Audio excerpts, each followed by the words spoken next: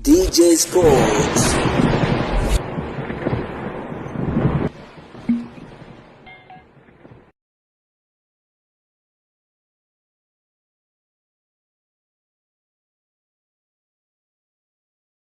Bwana, klabu ya soka ya Simba inaonekana kwenda kupindua meza kibabe kwa mchezaji wa klabu ya soka ya Al Hilal ya Sudani, na hapa tunakwenda kumzungumzia moja kati ya nyota hatari kwelikweli kutoka katika kikosi cha klabu ya soka ya Al Hilal. Awali tuliweza kuona kwamba nyota huyo aliweza kuingia katika tetesi kubwa sana ya kuhusishwa kutua kunako klabu ya soka ya Young Africans, lakini pia tuliweza kuona kwamba dili hilo liliweza kufa njiani, na tuliweza kuona kwamba nyota huyo alikuwa akihitajika na Piramidi, lakini pia kuhitajika na Al Hilal ya kule Saudi Arabia. Lakini punde si punde, moja kati ya taarifa kubwa kweli kweli ambayo inapenyezwa so far ni kuhusiana na nyota huyo kumalizana na klabu ya wekundu wa Msimbazi Simba.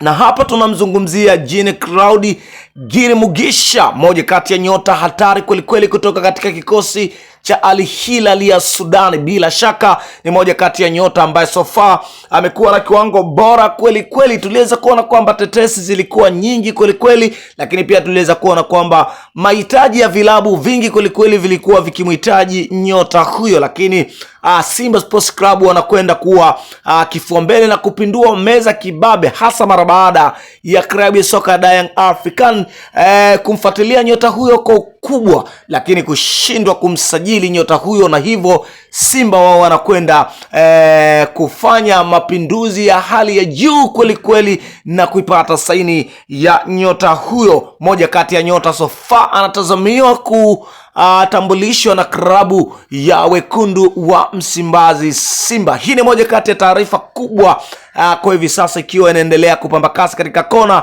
na engo mbalimbali za kimichezo. Tunafahamu ya kwamba Simba sofa iko Burundi katika michuano ya Kagame. Sambamba na hilo, Simba Sports Club inakwenda kumtambulisha nyota huyo hivi karibuni katika kikosi cha wekundu wa Msimbazi Simba. Moja kati ya update kubwa kwa hivi sasa. Usisahau kufollow this account, lakini pia usisahau kusubscribe channel yetu na kushare, moja kati ya ripoti kubwa ambayo inaendelea kupamba kasi kwa hivi sasa.